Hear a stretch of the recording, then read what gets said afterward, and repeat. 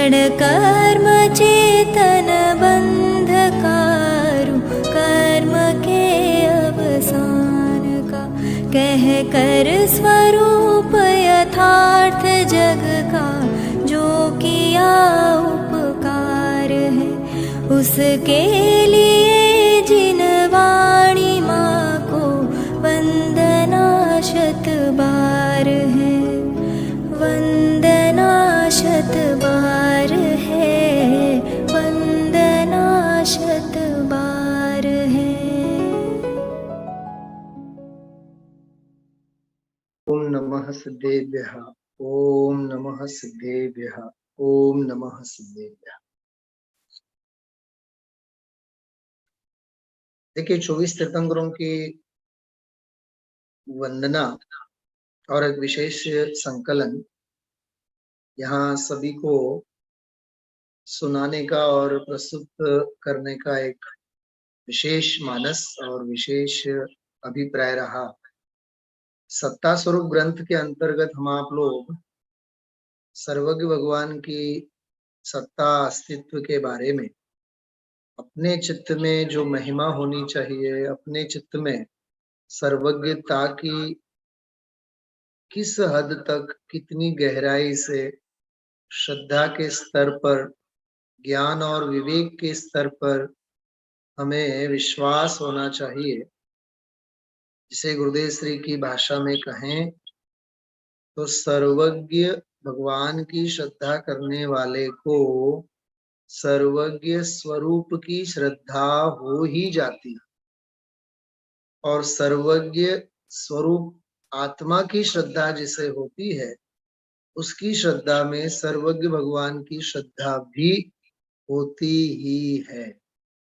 इस प्रकार से ये बहुत महिमा मंडित विषय है, इसलिए भी हम आप लोगों ने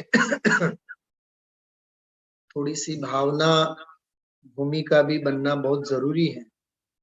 उस अभिप्राय से यहाँ अभी 24 तीर्थंकरों की वंदना का पाठ किया। सत्ता स्वरूप ग्रंथ है। आगे अपन विषय बढ़ाते हैं। कल हम आप लोगों ने देखा था, एक तो जिनेंद्र भगवंतों की ध्यान मुद्रा, उनकी ध्यान मुद्रा से स्वरूप की ध्यान मुद्रा हम आप लोगों को स्मरण में आती। बनारसीदास जी ने नाटक समय सार में बहुत सुंदर बात लिखी है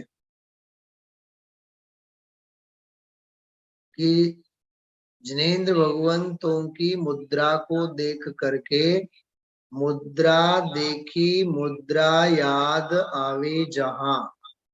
क्या कहा?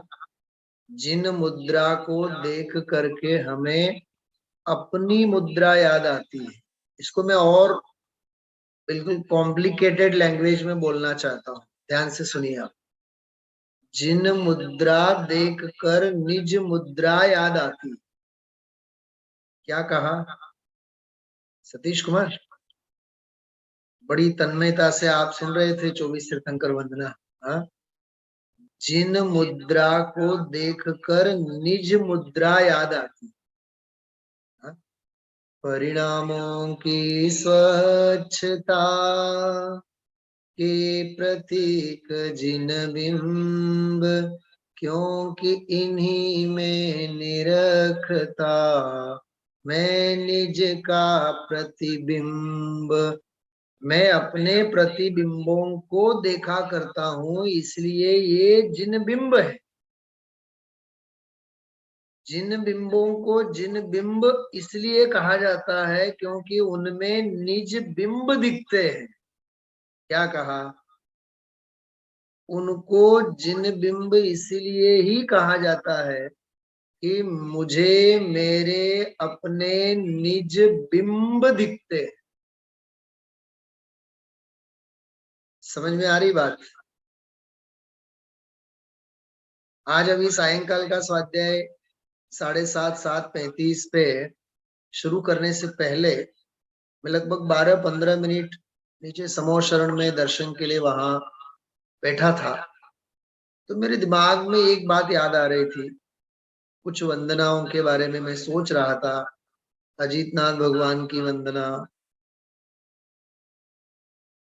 धर्मनाथ भगवान की वंदना, श्रेयांसनाथ भगवान की वंदना, कुंथुनाथ भगवान की वंदना, अरनाथ भगवान की वंदना।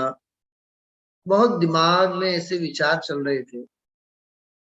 उसमें भी खास करके देखी मूर्ति अजित जिननी, चित्त मारू ठरे छे। मेरा चित्त ठहर जाता है, स्थिर हो जाता है। नेह वड़ी वड़ी प्रभु ध्यान तेनु धरे छे। आत्मा मारो प्रभु तुझ कने आववा उल्लसे छे। आपो एवो बळ हृदयમાં મારી આશય છે। સમજાય છે કેટલી ઊંચી ભાવના હોય। દર્શન કરતી વખતે સમ્યક દર્શનની ભાવના ઉછળવી જોઈએ। શું કીધું? દર્શન કરતી વખતે સમ્યક દર્શનની ભાવના ઉછળવી જોઈએ। जिन दर्शन करती वक्ते निज दर्शनना भाव उछळवा જોઈએ। जिन दर्शन करती वक्ते निज दर्शनना भाव उछळवा જોઈએ। ख्याल में आयो? तो सत्ता स्वरूप ग्रंथ में हम आप लोग उनकी ध्यान मुद्रा के बारे में, वहां पंडित जी ने प्रश्न किए, तुझे कहाँ पता है कि वे ध्यानस्थ क्यों हैं? मैं तो कहता हूँ सैकड़ों सवाल पूछो अपने आप से। ध्यान मतलब क्या? ध्यान में किसका ध्यान किया जाता है? दूसरा प्रश्न, ध्यान जिसको विषय बनाता है वह ध्येय कहलाता है। तो वह ध्येय कौन है? वह ध्येय कैसा है? जिसका ध्यान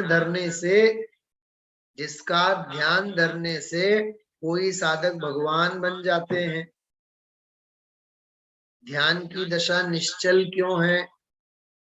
भगवंत को जो ध्यान होता है वह ध्यान जगत के जीवों को क्यों नहीं होता है, जिसके लिए हम उनका ध्यान करते हैं। सारे सवाल। ध्यान के बिना कोई जीव नहीं होता है।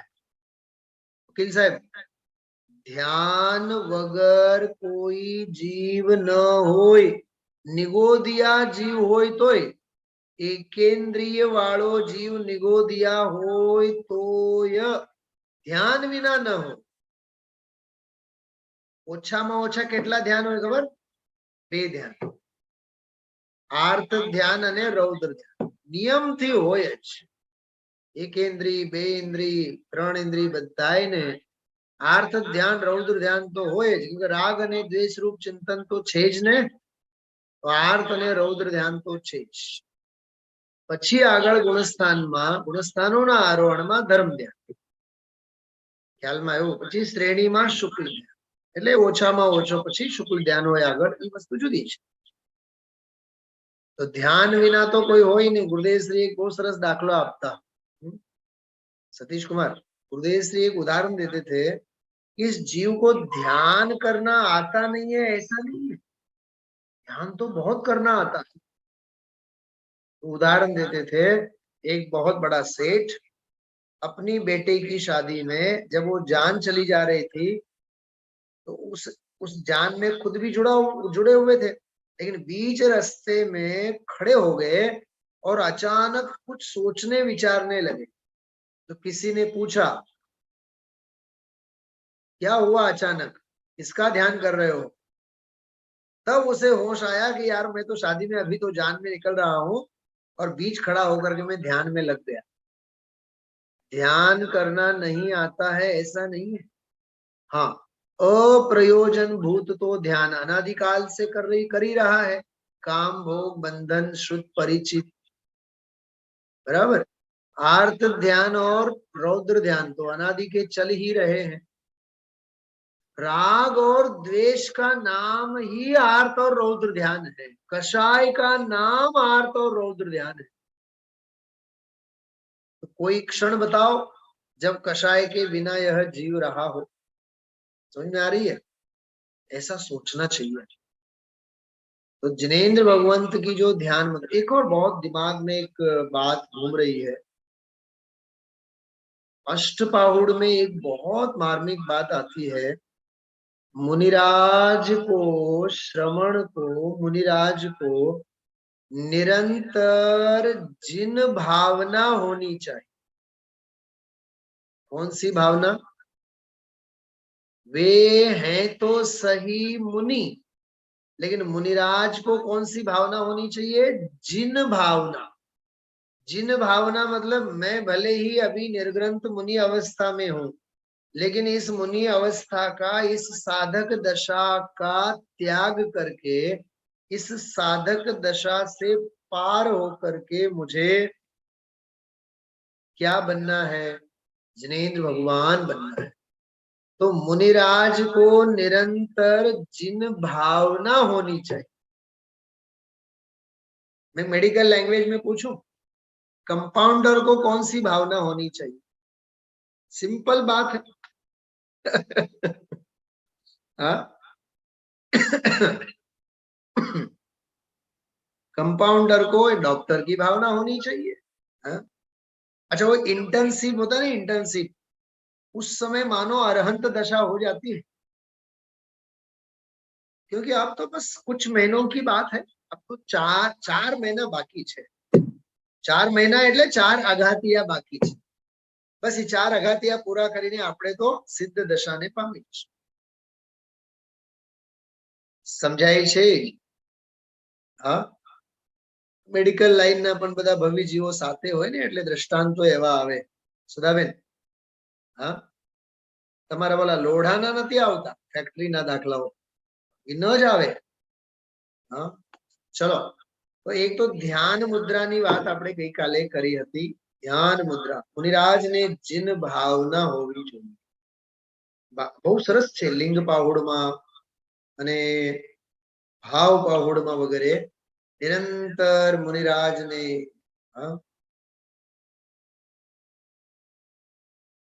જીન પનાના સપના આવે। જીન પનાના સપના,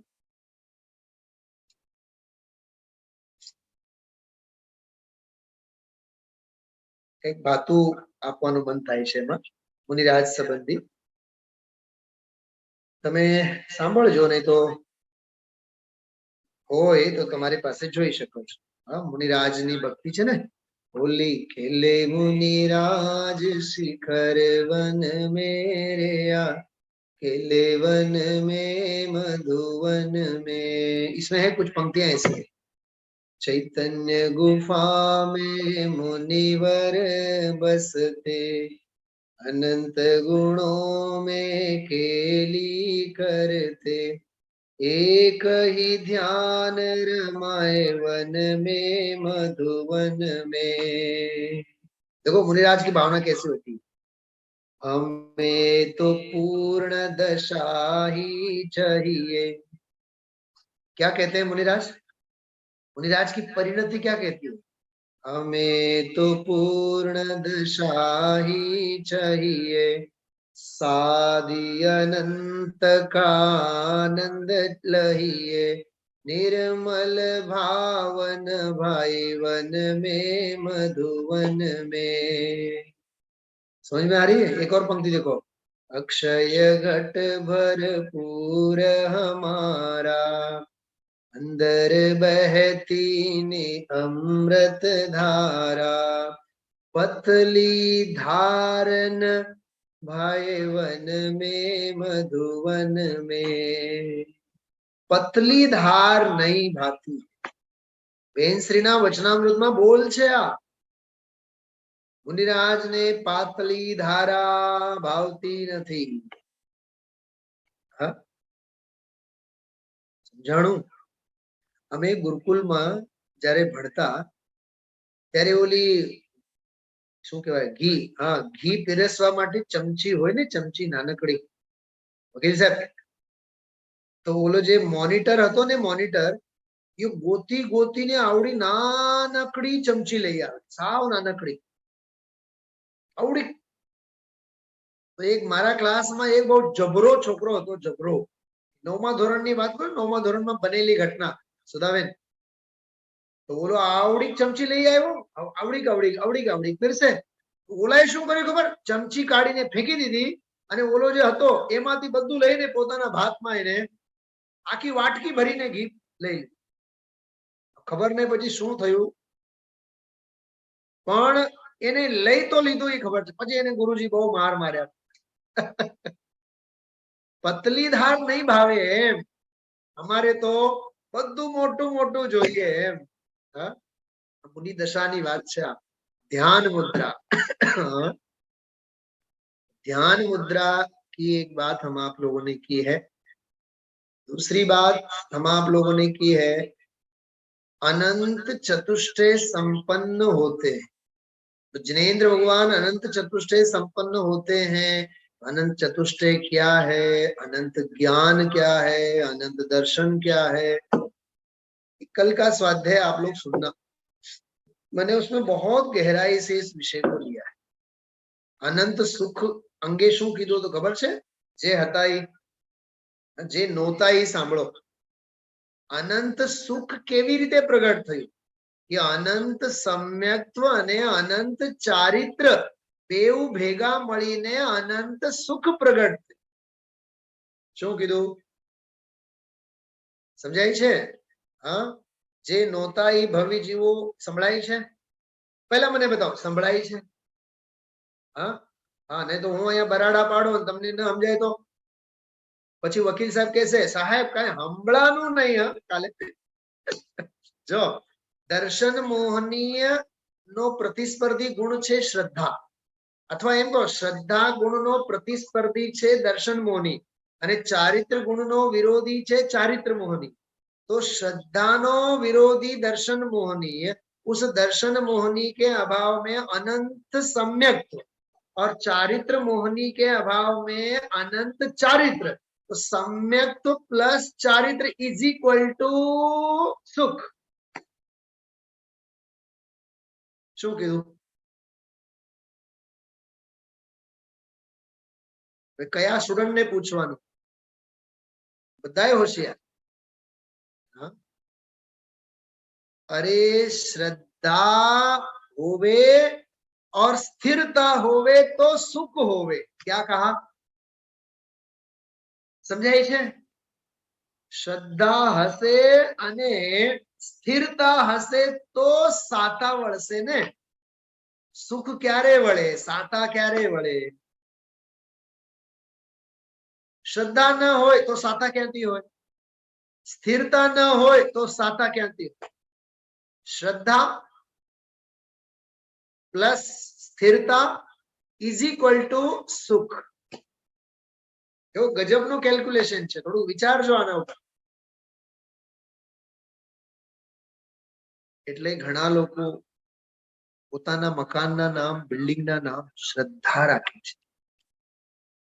શ્રદ્ધા, શ્રદ્ધા પ્લસ स्थिरता, चारित्र એટલે स्थिरता. तो श्रद्धा प्लस चारित्र इज इक्वल टू सुख. सुख એટલે શું? निराकुरता. आत्म को हित है सुख सो सुख, आकुलता बिन कहिए. एक सिंपल दाखलो आपको, हसता नहीं, गंभीरताથી લેજો. घरे समझो बे छोकराओ होय, मगजमारी करता, मम्मी नु मगज खाई जता, और टिफिन टिफिन बांधीने रिक्शा में बेसाड़ी दीधी, वेन में बेसाड़ी दीधी, स्कूल भेगा थई गया. मम्मी ने केटली साता, केटली साता. नहावा धोवानाय भाव नहीं थाय, शांति शांति शांति. एनु नाम साता. पण ई साता इंद्रिय जन्य छे. એ સંયોગજન્ય સાતા છે. હમણાં 12 વાગશે એટલે સાતાના પેટમાં વળી પાછા અસાતા ઊભી થશે. હા, પણ યાદ રાખજો, શ્રદ્ધા પૂરેપૂરી હોય અને સ્થિરતા પૂરેપૂરી હોય તો જ સાતા વળે. તે સાતાનું નામ સુખ છે. हे अनंत सुखी जिनेन्द्र भगवान, आप ऐसे अनंत सुखी बने. हमें विश्वास कितना, हमें श्रद्धान कितना. शुद्धात्मा का श्रद्धान होगा, निज आत्मा तब भगवान होगा. जो શ્રદ્ધાન હશે તો જ ભગવાન થવા. શ્રદ્ધા જોઈએ, વિશ્વાસ જોઈએ. હા, એક વાક્ય તમારી સામે હમણાં મૂકું છું, બહુ ધ્યાનથી વાંચજો. વાંચશો બધાય? ડાયરીમાં લખશો? પાકું? જોજો, બહુ સરસ વાક્ય છે, જોરદાર વાક્ય.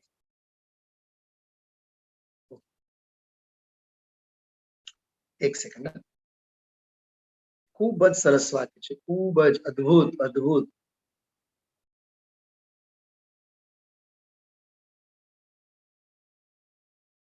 એક જ વાક્ય આજે હું તમને બતાવીશ. બરાબર, વાંચો તો.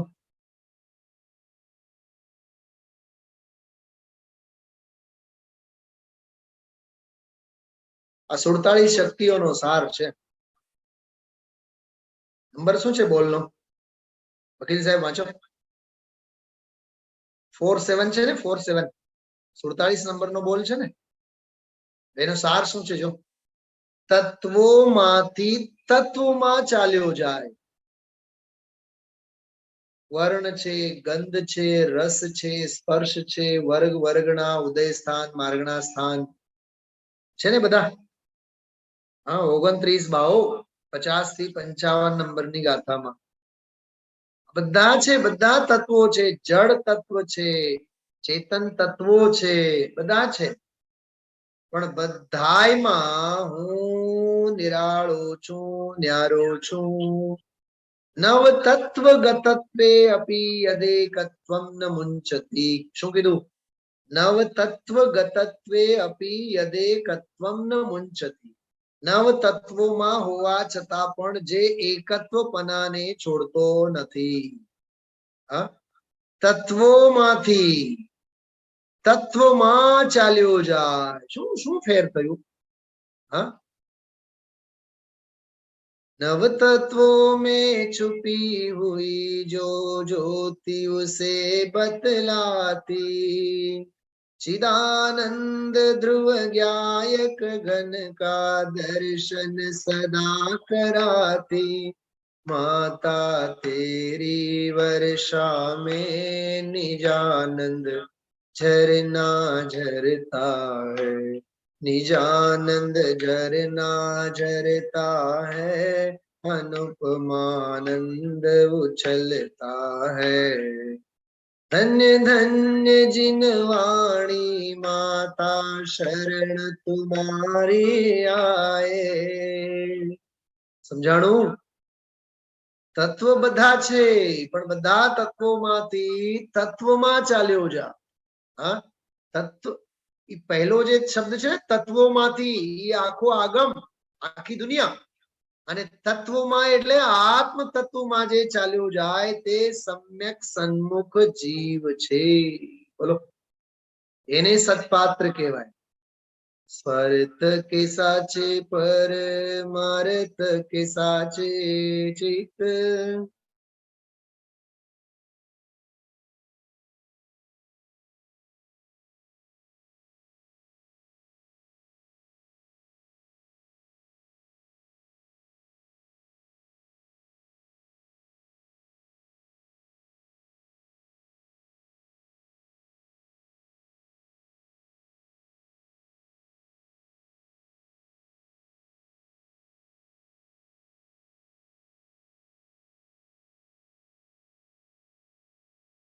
ઘટ સદા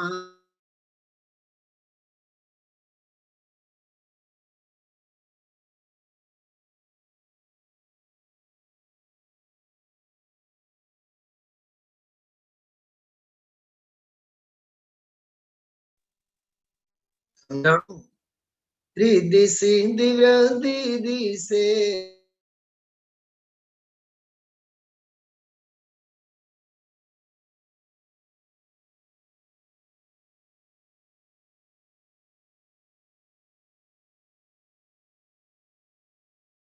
नहीं सकते हैं। हाँ? अजाची लक्ष्यपति, अनगिनत संपदा का धनी, दास भगवंत के ओ दास रहे जगत सो। क्या कहा? दास भगवंत के उदास रहे जगत सो। और हमारी कैसी कहानी? उदास रहे धर्म से, दास बने जगत के। हाँ? जगत ना दास ते धर्म थी उदास, जे धर्म ना दास ते जगत थी उदास। दास भगवंत के ओ दास रहे जगत सो। सुखिया सदैव ऐसे जीव सम कीती है। आवा सम्यक दृष्टि जीवो सुखी। हाँ? एक वाक्य वांचो बधाए, वांचो नहीं सांभळशो एम कहूं छुं। भाग्यशाली वे नहीं है जिन्हें सुविधाएं मिली, भाग्यशाली तो वे हैं जिन्हें सुविधाओं की आवश्यकता नहीं। समझाणु कई? एसी जेने मळेल छे ई भाग्यशाली નથી, જેને એસી જોતું જ નથી ભાગ્યશાળી છે। ખ્યાલમાં આવ્યું? હા? એસી એટલે શું? આરંભી હિંસાનો તાંડવ જેમ અનંત અનંત અનંત અનંત અનંત જીવોનો ઘાત થતો હોય। થોડીક वारनी साता माटे। तो जिन मुद्रा वाली बात भी वहां एक बहुत सुंदर आई थी। और अनंत चतुष्टय संपन्न कैसे हैं जिनेंद्र भगवान? तो अनंत ज्ञान, अनंत सुख, अनंत वीर आदि का सारा प्रकरण बहुत सुंदर कल के स्वाध्याय में आया हुआ है।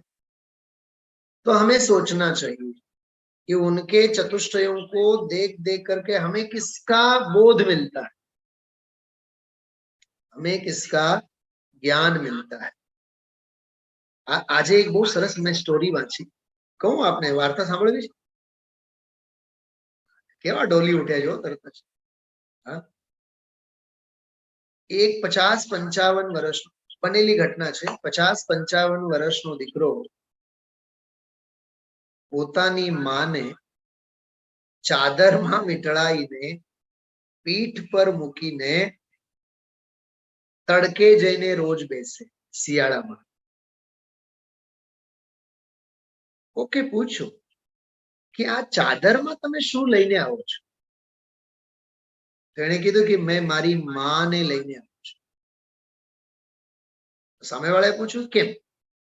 एणे कीधुं ज्यारे हूँ नानो हतो ने त्यारे मारी मां एम ज पीठ पर मने टुवालमां बांधीने पोतानी पीठ उपर मूकीने मने तड़के बेसाडवा माटे लई आवे अने हुपाळा तड़कामां मने हूंफ आपवाना प्रयत्नो करे। त्यारे हूँ अवारनवार बीमार पड़तो, घड़ीए घड़ीए शरदी थाय, उधरस थाय। अने हवे मारी मानी जे छे ने तबियत જરાય सारी रहती નથી। એટલે મને એમ થયું कि का આપણે આપણી માને एक तो हूंफ મળે દીકરાના સ્પર્શનો અને એને તડકે આપણે લઈ આવીએ રોજ। એટલે હું કાર ગાડી આ તે કોઈ માથાકૂટ ન કરતા મારી પીઠ પર જ મૂકીને માને અહીંયા લઈ આવું છું। સાંભળજો હવે આગળ। એને કીધું મને જેવી રીતે માં પોતાના સ્પર્શનો આનંદ આપતી હતી એવી રીતે હું પણ એને મારો સ્પર્શનો આનંદ એને આપવા માંગુ છું। વાર્તા પૂરી થઈ ગઈ। સમજાય છે? એમ જીન મંદિરનો જિનેન્દ્ર ભગવંતનો હમે સ્પર્શ હોવો જોઈએ. સાક્ષાત જીવનનો સ્પર્શ હોવો જોઈએ. હા, ખ્યાલમાં આવ્યો? એટલે આ બધું બહુ પ્રેક્ટિકલ વેમાં આપણે આ બધા પ્રકરણ, જો એક પંક્તિ સાંભળો બધા. लोकालोक झलकते जिसमें ऐसा प्रभु का केवल ज्ञान. आयु ने अनंत चतुष्टय. हाँ, लोकालोक झलकते जिसमें ऐसा प्रभु का केवल ज्ञान. लीन रहे निज शुद्धात्म में प्रतिक्षण हो आनंद महान. बरोबर. यायक पर दृष्टि जम जाए जब जिनवर के दर्शन पाए. बोलो, આ અનંત ચતુષ્ટય સંપન્ન જિનેન્દ્ર ભગવંતોને જોઈને આવી રીતે આપણને સમાધાન થવો જોઈએ. કે હવે ત્યાં સત્તા સ્વરૂપમાં પંડિતજી પૂછે છે, તે અનંત ચતુષ્ટય સંપન્ન છે એટલે હું ભગવાનને ભજું છું એમ તું કહે છે, પણ તને ક્યાં ખબર છે કે અનંત ચતુષ્ટય કહેવાય કોને? તને ક્યાં ખબર છે અનંત ચતુષ્ટયના સ્વરૂપ શું છે? તને ક્યાં ખબર છે અનંત ચતુષ્ટયના પરસ્પરમાં સંબંધ શું છે? તને ક્યાં ખબર છે ભવ્ય જીવોને અનંત ચતુષ્ટય સંપન્ન અરહંતને જોતા જોતા શું દેખાય? ખ્યાલમાં આવે છે? હું તમને એવા સેંકડો પ્રશ્નો ઉભા કરીને વાત કરું. આપણે ગુજરાતીમાં એક કહેવત છે, જે ફરે તે ચરે. શું કીધું?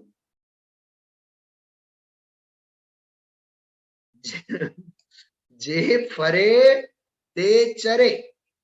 તો પ્રશ્નોની દુનિયામાં આપણે ફરવું જોઈએ તો સમાધાન આપણને મળે. હા, તો એક તો આ પ્રકરણ અનંત ચતુષ્ટય સંપન્ન જિનેન્દ્ર ભગવાન કેમ છે, કેવી રીતે છે, એનો સારા સાર સહેતુક લોજિકલી આપણી પાસે સમાધાન હોવો જોઈએ. બે વાત થઈ, ધ્યાન મુદ્રાની વાત અને અનંત ચતુષ્ટય સંપન્નની વાત. હવે સમોશરણ વાળી વાત આવી હતી ગઈકાલે, ખ્યાલ હશે તો, કે સમોશરણ એટલે શું? હા, ધર્મ કાળ અહો વર્તે ધર્મ ક્ષેત્ર વિદેહમાં 20 જહાં ગરજે થોરી ધર્મ પ્રવર્તકા. ઓહો, ત્યાં તો ધર્મના ધોરીને ચલાવનારા, પ્રવર્તન કરાવનારા 20 તીર્થંકરો વિદેહ ક્ષેત્રમાં વિદ્યમાન છે. આહા, એ સમોશરણની ભૂમિ. ગુરુદેવશ્રીની ભાષામાં કહીએ તો જ્યાં 100 ઇન્દ્રો વિરાજતા હોય, અસંખ્યાત દેવો વિરાજતા હોય, ભૂંડે આવે, નોળીઓ આવે, વાઘે આવે ને વરુએ આવે, ગાય પાસેથી વાઘનું બચ્ચું આવે, સાવજનું બચ્ચું આવીને દૂધ ધાવે, અને સાવજ પાસે જઈને વાછરડું જઈને ધાવે. આહા, એ ધર્મની સભા. ખ્યાલમાં એવું? સમોશરણ, સમોશરણની ભૂમિ. સમોશરણનું સ્વરૂપ આપણને ખ્યાલમાં હોવું જોઈએ. તો આ આખું સમોશરણનું સ્વરૂપ શું છે, સમોશરણનો આવો સ્વરૂપ કેમ, કેવી રીતે, એનો જવાબ આપણી પાસે હોવો જોઈએ. એનો જવાબ જ ન હોય આપણને, સમોશરણમાં કેમ, સમોશરણ કેવી રીતે, તો કહેવાનો અર્થ એટલો જ છે કે સહેતુક આપણને એક એક વાત ખ્યાલમાં હોવું જોઈએ. એમાં તો એવી વાત કરી હતી, તને સમોશરણનો થોડોક તો જ્ઞાન હોવું જોઈએ. ગઈકાલે આપણે વાત નથી કરી, 12 સભાઓ કોને કહેવાય, નાટ્યશાળા કોને કહેવાય. જો સાંભળો, થોડીક વાત કરું છું, વિષય આવ્યો એટલે. સમોશરણમાં મેં લગભગ કાલે કીધું પણ હતું, દિવ્ય ધ્વનિ જે ગુંજતી હોય ને, દિવ્ય ધ્વનિ, એ દિવ્ય ધ્વનિ કેવળ 12 સભામાં જ સંભળાય. આ નિયમ છે. 12 સભાની બહાર નાટ્યશાળામાં જે રખડતા હોય ને એમને નહીં સંભળાય. આપણે સ્વાધ્યાય ભવન હોય ને, સ્વાધ્યાય ભવનમાં તો પ્રવચન સંભળાય જ, પણ આપણે સ્વાધ્યાય ભવન પણ આપણે સ્પીકર મૂક્યા હોય. આપણા પંચમ કાળના સમોશરણ આવા હોય. શું સમજ્યા? પંચમ કાળમાં સમોશરણ કેવા? સ્વાધ્યાય મંદિરની બહાર પણ મૂક્યા હોય આપણે, ત્યાં પછી સાંભળનારને પણ ડિસ્ટર્બ થાય. કઈ સમજ્યા? પણ ઓરિજિનલ સમોશરણમાં તો એ બાર સભાની બહાર વાણી સંભળાય જ નહીં. કેમ?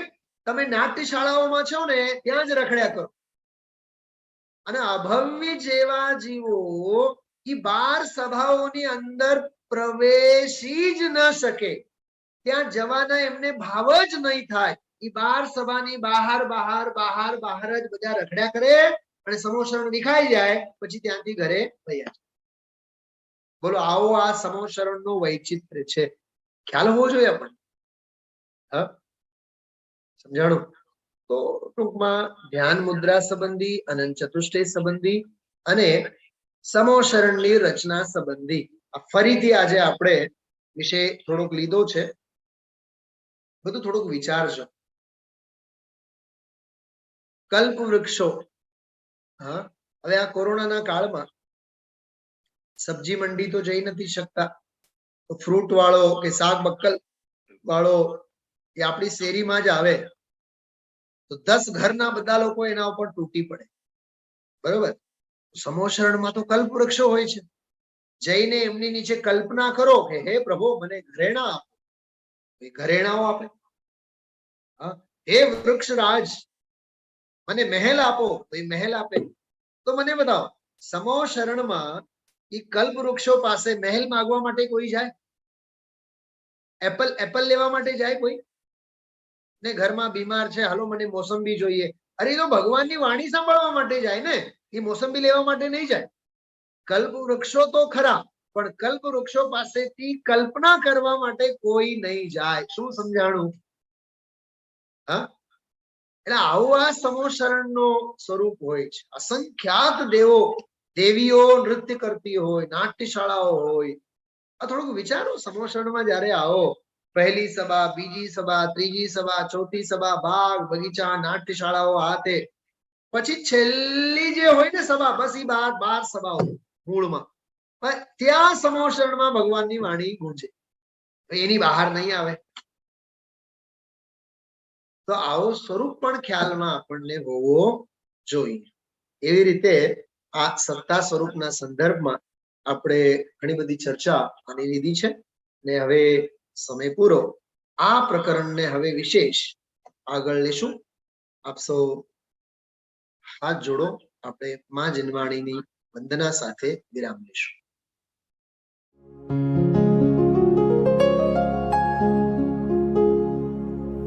निज निधि निज में बताए यह अनंत उपकार है, उसके लिए जिन वाणी माँ को वंदना शत बार है, वंदना शत बार है, वंदना शत बार है.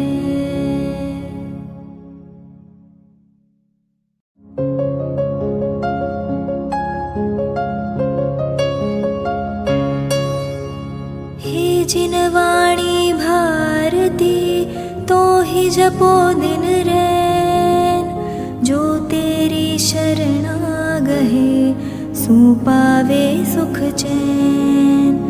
जा वाणी के ज्ञान ते सूझे लोकालोक, सो वाणी मस्तक नवो सदा देत हो ढोक, सदा देत हो ढोक.